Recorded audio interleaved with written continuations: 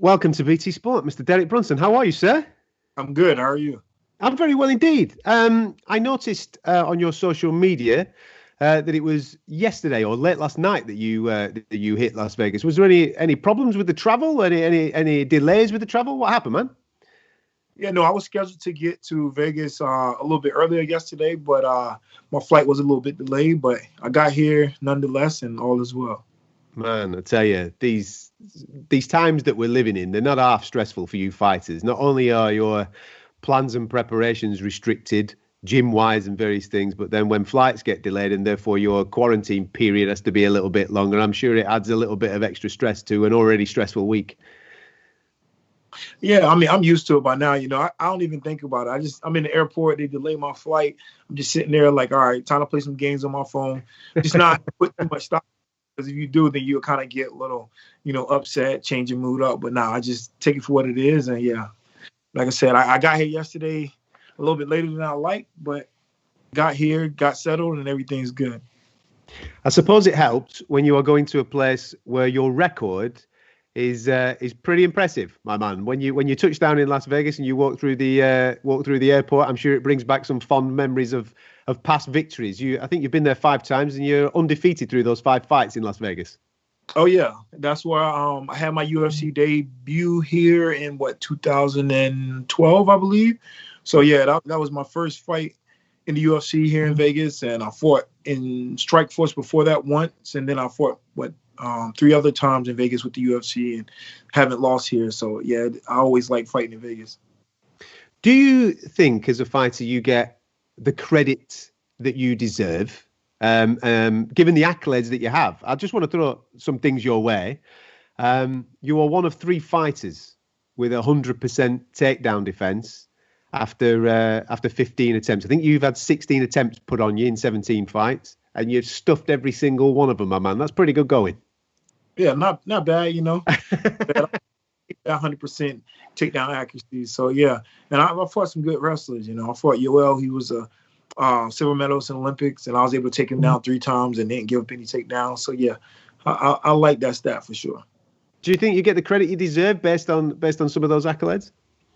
I don't know. I feel like I could have done things a little bit more strategic and smarter like other guys do when it comes to career, how guys maneuver. Because, you look at my record and the greats in my sport, we have like similar records, but I haven't fought for a title. So, I think I could have done that a little bit better. But nonetheless, I still have time and opportunity. You're not just a wrestler either, my man. A knockout at the weekend, I think you go level with the all-time middleweight knockouts. I think that takes you to 8 knockout finishes in the division if you could pull that off at the weekend again. So a well-rounded mixed martial artist. Oh yeah, absolutely. That's what I think some people undermine. I got the takedowns, the wrestling accolades, and then I have the knockouts. So just putting it all together. Tell me how we find ourselves at this fight with Kevin, because you're ranked number 7 in the division. You're coming off the back of 3 wins, a good victory against Shavazian as well. Normally, a fighter in your position would be looking up the rankings towards the top 5 guys. Why are we fighting the number 10? Yeah, that's what I was asking for. That's what I was strongly going for. I was looking, like you asked me earlier, do I feel like I get the recognition? I was looking for really like a Costa, who else? A Whitaker rematch would have been great. Cannonier fight would have been great. Hermanson fight I was asking for quite a few times. And that fight only came to me like on a week notice, which, or 2 weeks notice. I'm not going to take that, But, yeah, I was looking for those type of fights and, I was getting no traction with those. So the only fight was like, hey, we got Hollins. I'm like, all right, cool, let's do it. He talks a lot. It's a hype fight. But, yeah, that would have been my last of those fights that I named. I was looking for those guys in the top 5 for sure. You said that I know, was it the Hermanson fight that got offered a really late notice? Was it something like 1-2 weeks or something like that? Something like that. Yeah, maybe. Sorry. But yeah, it was very, very short time. And, I took short notice fights in my career. And at this point in my career, I'm not taking any short notice fights. I'm going to have a full camp. I'm not like these young guys that, have a lot of time where I can lose a fight and be like, oh, that was nothing. I'm trying to really streak and put wins together. Listen, I think you're completely justified in able to do that. You've managed to get yourself to the situation you're in right now. You want to be fully prepared for elite level fights. Of course you do. With that in mind, then, how come the conversation with maybe Jack or even Vettori off the back of beating Jack over the Christmas period wasn't then scheduled for you going forward? I mean, like I said, when I was asking for those guys, I was told those guys aren't available right now. So, you know what I mean? So I was just, like I said, the fight that was offered to me was Holland's. Like, well, Holland's available. So I was like, all right, cool, let's do it, you know? So that's where I'm at. You know, any fight I'm embracing, I'll take. Yeah, I would like those fights to elevate me, but this was the only one that was available. So, yeah, jumped on it. Well, in saying that, I mean, the UFC has changed dramatically over the last 2 to 3 years in particular, hasn't it? Where you would normally fight a higher ranked fighter in order to elevate your status in a particular division. But there are certain fights that you can take where maybe there's noise or hype surrounding a particular fighter. And Kevin had a wonderful year last year. He had 5 victories, didn't he? And he's coming off the back of a Jacare fight. And a lot of fans are on his train. So you kind of think that it still elevates you. A fight like this, if you derail the noise, then you would think that would still elevate you anyway towards that top 5. Yeah, the UFC, I mean, MMA kind of been working like that lately. Yeah, that's a potential scenario that could happen, you know, go out here and knock this hype guy out. Like you said, they had a great year last year. And that could be good as, you know, fighting like a Jack Hermanson who's coming off a loss, or another guy, Cannonier, who's coming off a loss that's ranked ahead of, you know, so. What do you make of the champion only mentioning Darren Till's name as potential contenders in the middleweight division? It is what it is. It's MMA as usual. You know, I'm kind of used to it. You know, they're looking for the hype fights or fights that sell different matchups. So I might give them a little bit of pass on that one. I don't know. Is Till on losing streak? Yeah, he lost last out to Whittaker. He's got the fight with Vettori coming up in April. Right. Okay. Yeah. So I guess both of those guys are ranked in the top 5, I believe. Maybe Till is 6, maybe, and Vettori is like 3 or 4. I think yeah, they're 4 and 5. They're 4 and 5 at the moment. Yeah, 4 or 5. Okay, so yeah, I mean, I guess the only person that they will give it to is Whittaker. Myself is on the streak. You got Till, Vettori, so they're fighting each other. So you know, I guess it makes sense to them. You know, fresh new matchup makes a little bit of sense. You know. Not the most, a little bit. I could tell with the demeanor of your answer, my man. I know where you're at. I know where you're at with your thought on that. Talk to me about this fight the weekend against Kevin. Main event, of course. There seems to be a little bit of bad blood, a little bit of needle between you guys. Where does that stem from? Nah, it's like Holland's have the bad blood. He's getting himself all hyped up, but I've been here so many times, you know, when guys try to hype. I've been here with, you know, Izzy. We hyped the fight up. He talked trash, I talked trash. And then I went out there and fought a certain way. So now I'm taking the opposite approach. Like, when it comes to fight, anything that Holland said, trust me, it's going to be a factor in, you know, how I take it to him. But I'm not going to go out there and get wild, get overextended. I'm going to look to strategically pick them apart and just put them away, you know. So, that's always my game plan going forward. Like, no matter what you say, no matter what I say, we go out there and fight.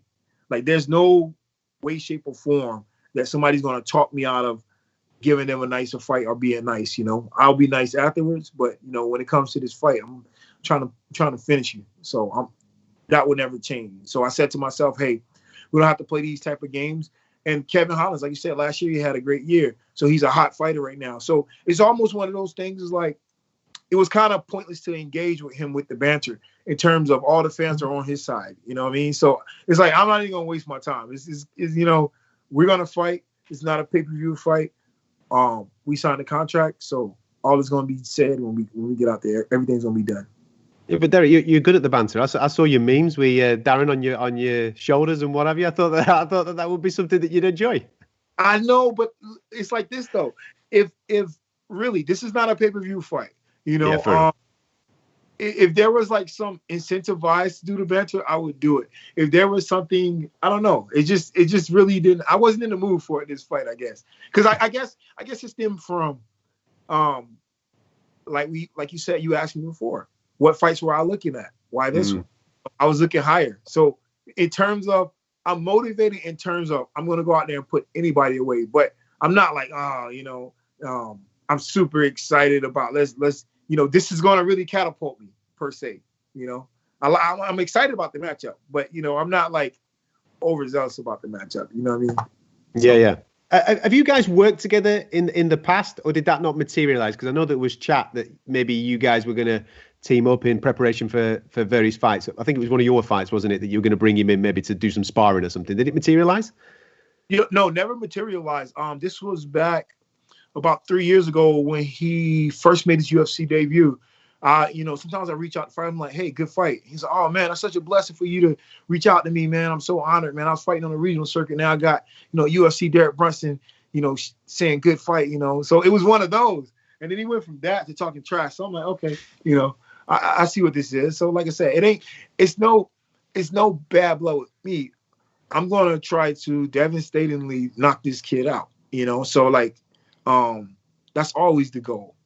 So it doesn't matter to me. I guess with the banter is I was looking for a fight that's going to elevate. So I'm all business. I'm all business in this fight. I guess that's the way to look at it. I think when you've been in the octagon with someone like Anderson Silva and that greatness to that level of mixed martial arts, I suppose everything else is water off a duck's back, isn't it? You know what I mean? Oh yeah, for sure. I've been in there with the likes of everybody. I know how guys are going to come. I know I can see him starting fast, but, I can start fast. I can start slow.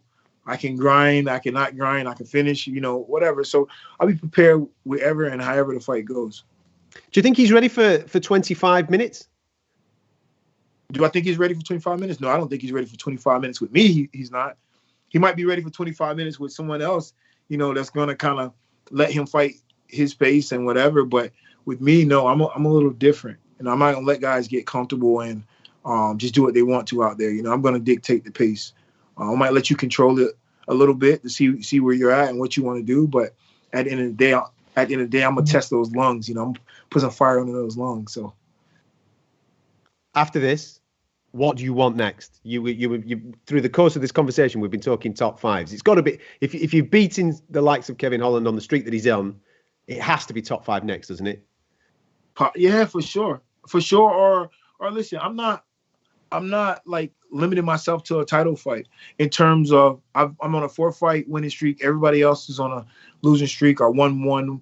Only guys that really make sense for the title is Whitaker. Yeah. That's the guy who really deserves it. Former title. He lost it. He won 2 in a row against top guys. So if I keep asking to fight these top guys and they don't want to fight me, I'm just gonna I'm not looking at them anymore. Don't come back to me after I want to fight against another guy behind me and say, hey, now you can fight this guy, because a guy like Costa, I asked to fight him, and then I got nothing but excuses from him, and he's asking for fights around the time that he said he couldn't fight me. So it'll be like, okay, I'm not really interested in fighting him anymore. Let me jump in and go ahead and get what I ultimately came in this sport to do, to get a title shot, which I haven't gotten yet. So there's been several guys that got it from the 5, 6, 7, 8, 9. I think Bisbee got it from the 9 spot whenever he fought Rockhold. I know there's some circumstance somebody got injured, but still, he lost to Rockhold before, so he rematched him, underdog in that fight, and he went out there and got it done. So, same difference. Izzy beat me before, but I'm looking to amend that loss, and I've been putting together a streak. So, yeah, I'm not opposed to it. Listen, we love the Michael Bisping story, so if we can get another one, that'd be tremendous, my man. Listen, tell us how this goes down at the weekend. Go out there, business as usual, undefeated in Vegas. I'm liking the Shabazian vibe. If he comes in reckless, I put one on his chin. If he takes his time, I'm going to wear on him and just end up finishing him. So, yeah, I look to get my hand raised.